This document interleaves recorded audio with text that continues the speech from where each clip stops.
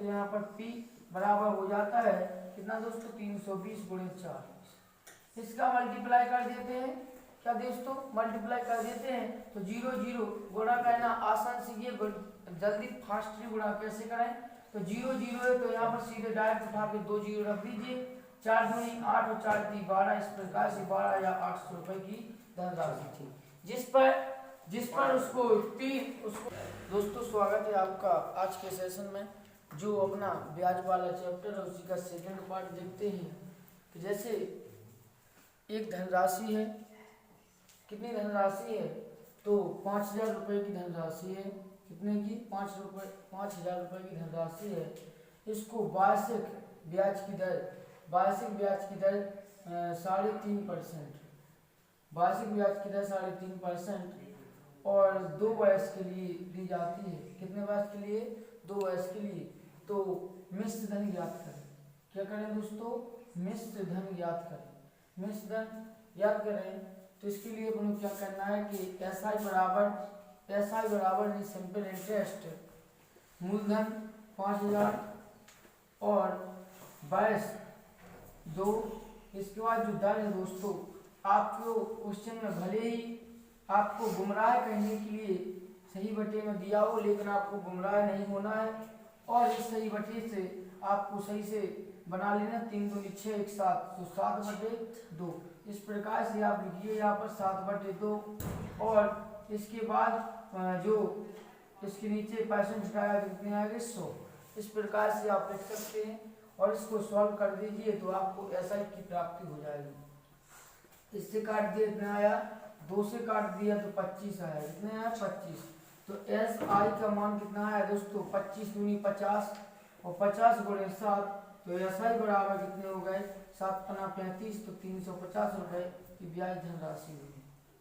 कितने दोस्तों 25 दूनी 50 और 7 7×35 350 रुपए की ब्याज धनराशि प्राप्त हुई है। कितनी वार्षिक दर के हिसाब से कितने वर्ष में 2 वर्ष में। अपन से कितना दोस्तों मिश्र धन पूछ रहा है, क्या पूछ रहा है मिश्र धन। मिश्र धन के लिए आपको क्या करना है कि मिश्र धन बराबर होता है ब्याज यानी SI और प्लस P यानी मूलधन, ठीक है ना। तो हम दोनों को जोड़ देंगे, मूलधन अपना 5,000 है, कितना है 5,000 और अपना ब्याज 350 आया है। इस प्रकार से अपन दोनों को ऐड कर देंगे तो कितना हो जाएगा 5,350 रुपए की धनराशि मिश्र धन में प्राप्त हो जाएगी। इसी प्रकार से एक अन्य क्वेश्चन है कि 5% की दर से 2 वर्ष के लिए, यानी 5% की दर से, दर कितनी है 5% की है दोस्तों और वार्षिक दर है। और इसके बाद जो समय है, समय दोस्तों 6 माही है, समय कितने माह का वार्षिक की जो दर है वो कितनी प्रकार से वार्षिक है, जबकि उसका समय 6 माह का दिया गया है और 6 माह दिया गया है। उसको मिश्र धन दोस्तों ब्याज, क्या है दोस्तों ब्याज कितना प्राप्त होता है तो इस व्यक्ति के पास ब्याज 320 रुपए की प्राप्ति होती है। किसकी ब्याज की प्राप्ति होती है, ब्याज की प्राप्ति होती है 320 की।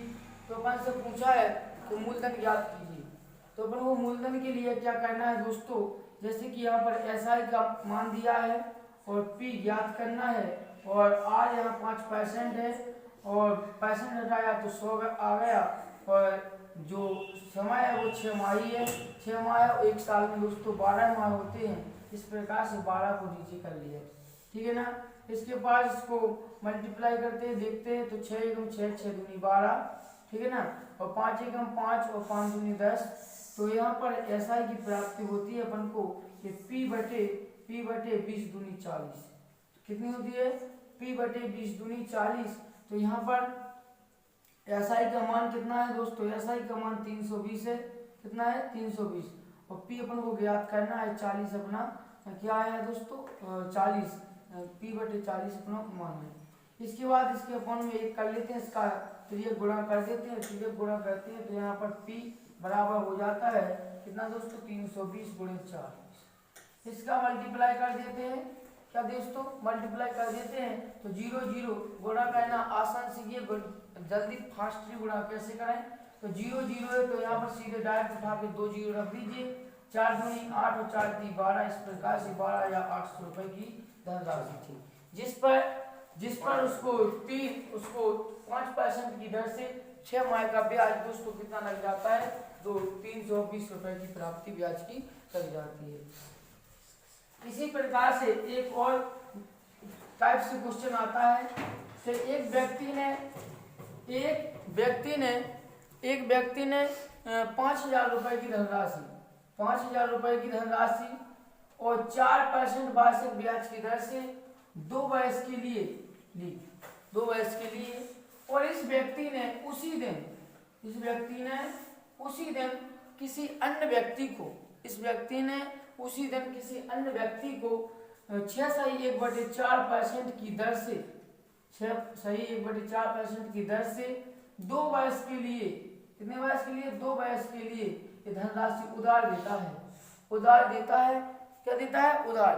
तो इसमें जो उसकी प्रोसेस हुई है, जो इसका जो उसमें क्या इसको हानि हुई है, क्या लाभ हुआ, किसको, जो पहला वाला व्यक्ति था उसने इस प्रकार से धनराशि को उधार लिया और इस वाली दर से उसने इन्वेस्ट कर दिया, इन्वेस्ट माने किसी अन्य व्यक्ति को दे दिया, तो इसको पूरे समय के दौरान उसको कितना लाभ होता है, कितना हानि होती है, इसके बारे में देखते हैं। तो आपको ऐसे वाले क्वेश्चन में क्या करना है कि जब दोस्तों वह व्यक्ति पहली बार कर्ज लेने के लिए गया था तो उसको कर्ज कंडीशन 1 बनाइए, और दूसरी बार जब दूसरे व्यक्ति को दिया तो कर्ज कंडीशन 2 बनाइए।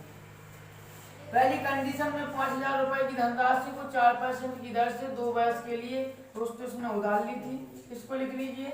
इसके बाद धनराशि तो उतनी है, कितनी है, 5,000 है, और समय कितना है, तो 6 चौक 24 से 25/4 कितने हैं, 25/4, और कितना है दोस्तों, 2 वर्ष के लिए, % हटाया तो इसके नीचे 100 लिख लीजिए, और % हटाया तो इसके नीचे 100 लिख दीजिए, ठीक है ना।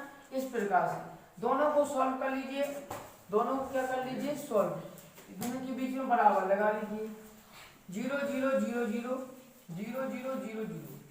इसके बाद 2 से काटा, 2 एकम 2, 2 दूनी 4, 2 से काटा 50 तो आएगा 25। इसी प्रकार से यहाँ कितने होते हैं, 50 और 4, 50 दूनी 100 हो जाती है, 100 गुणे 400 हो जाती है, कितने होते हैं, 400। यहाँ का मल्टीप्लाई किया तो कितना है, 50 दूनी 100, 100 और 100 गुणे 4 तो 400, जबकि यहाँ पर कितनी धनराशि बनती है, तो 25 और 25 का मल्टीप्लाई करेंगे तो 625 हो जाएगा। तो यहाँ पर जो पहले उसको ब्याज, जिस व्यक्ति से उसने पैसे उधार लिए थे उसको ब्याज कितना देना है, 400 रुपये, और जिस व्यक्ति को उसने दिए हैं उसको प्राप्त हुआ 625, तो इस प्रकार से उसको सीधा डायरेक्ट मुनाफा 225 रुपये का हो जाता है। इस प्रकार से भी क्वेश्चन करने के लिए आते हैं और क्वेश्चन अपन देख लेते हैं। इसी प्रकार से एक अन्य व्यक्ति है जो ब्याज पर कोई धनराशि लेता है, कोई ब्याज पर कोई धनराशि लेता है, ब्याज की दर दोस्तों इस बार 12% है, कितनी परसेंट है, ब्याज की दर 12% है, ठीक है ना। और उसका उसने समय बताया गया है, उसने समय है, उसको समय नहीं बताया, समय इसने नहीं बताया। इसके बाद मूलधन है, जो क्या है दोस्तों, धनराशि है, वो दर है 12% है, समय इसने बताया नहीं है। इसका जो मूलधन है वो 10,000 है, कितना है दोस्तों, 10,000 है। उसको ब्याज की प्राप्ति दोस्तों 520 रुपये हो जाती है, ब्याज होता है, कितना होता है, ब्याज।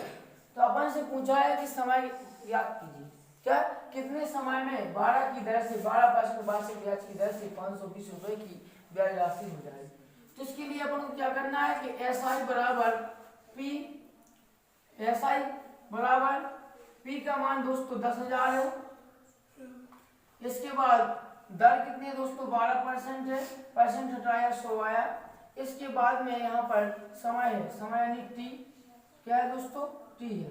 इसके बाद SI का मान कितना है, तो 520 रुपये है, कितना है, 20। इसके बाद 10,000 को काट दिया तो कितने बचे, 100। इसके बाद 12 का मल्टीप्लाई किया तो कितना हो जाएगा, 1200।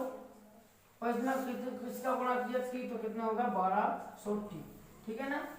अपन को t का मान चाहिए तो अपन लिखेंगे कि t बराबर 520/1200। इस प्रकार से काट देते हैं, 2 से काटते हैं, 26 दूनी 12,